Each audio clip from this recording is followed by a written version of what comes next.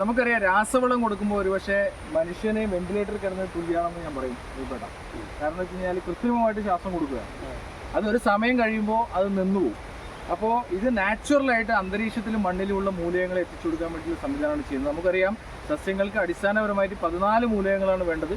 അതിൽ പ്രധാനപ്പെട്ട മൂലകങ്ങളാണ് nitrogen, phosphorus, potash എന്ന് പറയുന്നത്.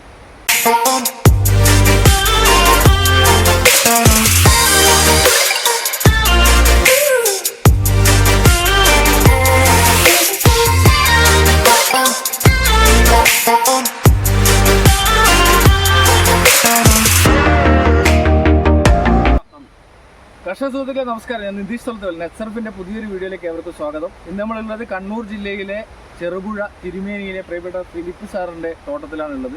കഴിഞ്ഞ 4 മാസം മുന്നേ നമ്മുടെ വളപ്രയോഗം ചെയ്ത ഒരു കവുങ്ങിലേക്ക് വീണ്ടും വളപ്രയോഗം ചെയ്യാൻ വേണ്ടി പോവുകയാണ്. അപ്പോൾ നമ്മുടെ ഫിലിപ്പേട്ടനും അതുപോലെ ജോർജിയേട്ടനും അതുപോലെ നമ്മുടെ സിവിച്ചേട്ടനൊക്കെ നമ്മുടെ കൂടെയുണ്ട്. അപ്പോൾ നമ്മളിത് വെള്ളത്തിലേക്ക് മിക്സ് ചെയ്യാൻ വേണ്ടി പോവുകയാണ്. നമ്മൾ 200 ലിറ്റർ ഡ്രമ്മിലേക്ക് 200 ലിറ്റർ വെള്ളം ഇതിലേക്ക് ഓൾറെഡി മിക്സ് ചെയ്തിട്ടുണ്ട്. അപ്പോൾ നമ്മുടെ ഓരോ ഉൽപ്പന്നങ്ങളും ഈ വെള്ളത്തിലേക്ക് മിക്സ് ചെയ്യാൻ വേണ്ടി പോവുകയാണ്. അപ്പോൾ അത് മിക്സ് ചെയ്യുന്നതിലേക്ക് നമുക്ക് കടക്കാം.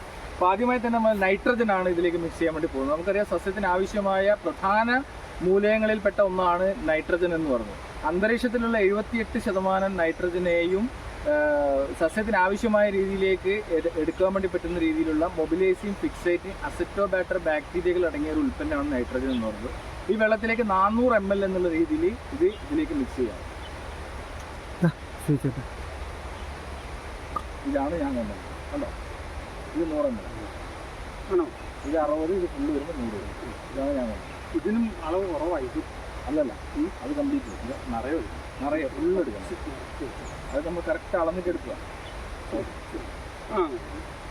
അപ്പോൾ നമ്മൾ ഈ 200 ലിറ്റർ വെള്ളത്തിലേക്ക് 400 ml എന്നുള്ള രീതിയിൽ നമ്മൾ ഈ നൈട്രജൻ ഈ വെള്ളത്തിലേക്ക് ആഡ് ചെയ്യാൻ വേണ്ടി ഇളക്കാൻ ഒരു കോല് വേണം. ഇളക്കാൻ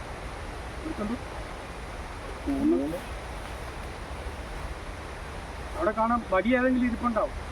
എൻ്റെ കാപ്പിപ്പൊടിയൊക്കെ ഉണ്ട്.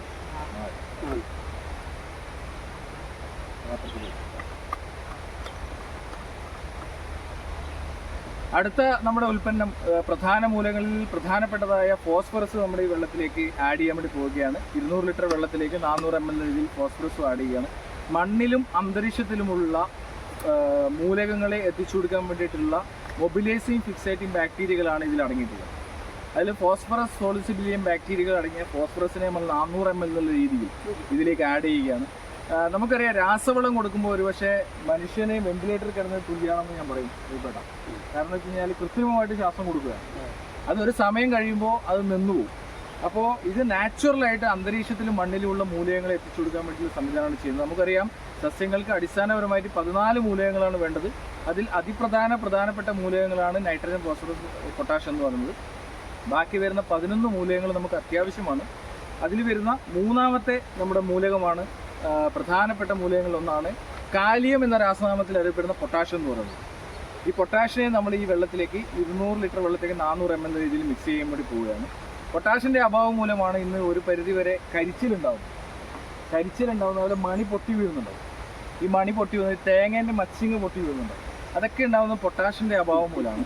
അപ്പോൾ അതിനെയൊക്കെ മാറ്റം വരുത്തുന്നതിന് വേണ്ടി നമുക്ക് ഈ പൊട്ടാഷ് നാച്ചുറലായിട്ട് എത്തിച്ചു കൊടുക്കാൻ വേണ്ടി പറ്റുന്ന അതിനൂതന ഇസ്രായേൽ സാങ്കേതിക വിദ്യ ഉപയോഗിച്ചുകൊണ്ടുള്ള ഈ ഉൽപ്പന്നത്തിലൂടെ സാധിക്കുന്നു എന്നുള്ളതാണ്. അപ്പോൾ അത് കുട്ടിയെ പോയി, അയ്യോ അവിടെ അത് അതെങ്ങനോ ആ പൈപ്പിൻ്റെ മുകളിലൊക്കെ ഉള്ളത്. ഓക്കെ, അപ്പോൾ അത് ഈ വെള്ളത്തിലേക്ക് 400 ml എന്നുള്ള രീതിയിൽ നമ്മൾ മിക്സ് ചെയ്തിരിക്കുകയാണ്.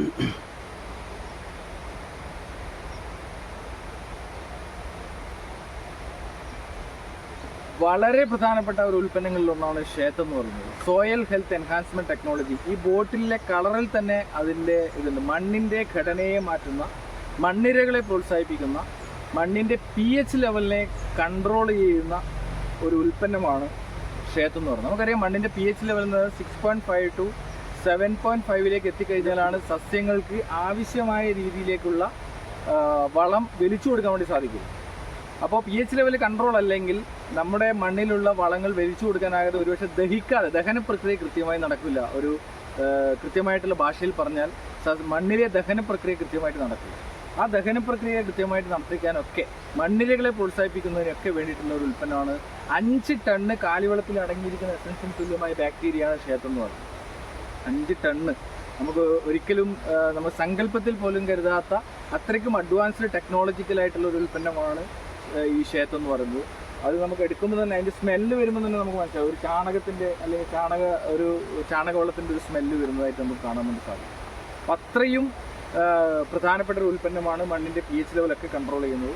അതുപോലെ തന്നെ മൂന്നാമത്തെ പ്രധാനം നമ്മുടെ സസ്യങ്ങൾക്ക് അടിസ്ഥാനപരമായിട്ട് വേണ്ട ഗ്രോത്ത് പ്രൊമോട്ടറിന് വേണ്ടിയിട്ടുള്ള ഒരു ഉൽപ്പന്നമാണ് സ്റ്റിംറിച്ച് എന്ന് പറയുന്നത്.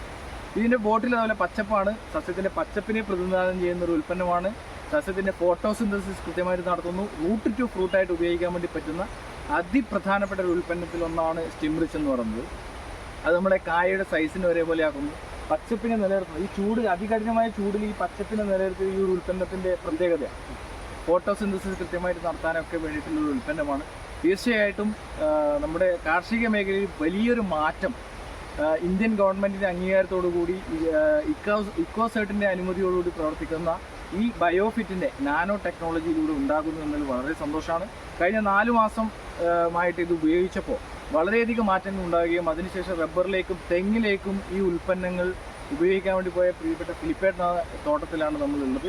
തീർച്ചയായിട്ടും ഇതും 200 ലിറ്റർ വെള്ളത്തിലേക്ക് 400 ml എന്നുള്ള രീതിയിൽ നമ്മൾ മിക്സ് ചെയ്ത രീതികളിൽ അത് നമുക്ക് അപ്ലൈ ചെയ്യുന്ന രീതികളൊക്കെ കാണാം. തീർച്ചയായിട്ടും പ്രിയപ്പെട്ട കർഷക സുഹൃത്തുക്കളോട് ഒന്നേ പറയാനുള്ളൂ, ഇത് നിങ്ങൾ ഉപയോഗിക്കുക, ഇതിൻ്റെ ഗുണങ്ങൾ മനസ്സിലാക്കുക. ചെറിയൊരു ഭാഗം ഉപയോഗിച്ചുകൊണ്ട്, ഒരുപക്ഷെ ഫിലിപ്പേട്ട ചെറിയൊരു ഭാഗം ഉപയോഗിച്ചിട്ടാണ് ഇത് ബാക്കിയുള്ള ഭാഗത്തേക്ക് വ്യാപിപ്പിച്ചിട്ടുള്ളത്. അപ്പോൾ അതിന് ശേഷമാണ് നമുക്കിത് ഇതിൻ്റെ ഗുണങ്ങൾ എന്താണെന്ന് മനസ്സിലാക്കിയതിന് ശേഷം ബാക്കിയുള്ള ഭാഗങ്ങളിലേക്ക് വ്യാപിപ്പിക്കാം. നിങ്ങൾക്ക് എന്ത് സജഷൻ ഇത് നമ്മളുമായിട്ട് ബന്ധപ്പെടാം. നമുക്കിത് മിക്സ് ചെയ്യാം, വെള്ളത്തിലോട്ട് ആഡ് ചെയ്ത ഈ പ്രൊഡക്റ്റിനെ നമുക്ക് മിക്സ് ചെയ്യാം. ഇത് ക്ലോക്ക് ബേസിലാണ് ഇളക്കേണ്ടത്, കാരണം നമ്മൾ മറ്റു രീതിയിൽ ഇളക്കാതെ അല്ലെങ്കിൽ ബക്കറ്റ് കൊണ്ട് ഏന്താതെ, കാരണം ഇതൊരു ബാക്ടീരിയയാണ്, ഒരു ജൈവാണുക്കളാണ്. അതിന് ജൈവാണുക്കളെ ജീവിപ്പിക്കേണ്ട ഉത്തരവാദിത്വം നമ്മുടേതാണ്. അപ്പോൾ അതുകൊണ്ട് തന്നെ ക്ലോക്ക് ബേസിലാണ് ഇത് ഇളക്കേണ്ടത്. അത് ഇളക്കി കഴിഞ്ഞതിന് ശേഷം നമുക്ക് അപ്ലൈ ചെയ്യുന്നതിലേക്ക് നമുക്ക് കയറാം. Okay, thank you. ഈ വീഡിയോ നിങ്ങൾക്ക് ഇഷ്ടമായെങ്കിൽ നിങ്ങൾ ലൈക്ക് ചെയ്യുക, സബ്സ്ക്രൈബ് ചെയ്യുക, കർഷകരിലേക്ക് എത്തിക്കുക. പുതിയ ഒരു വീഡിയോ ആയിട്ട് നമുക്ക് കാണാം. Thank you.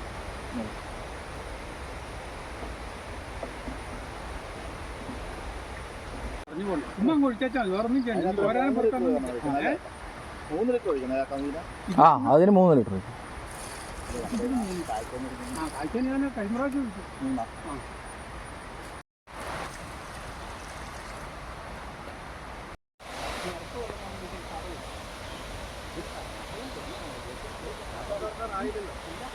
എടുക്കുന്ന സമയത്ത്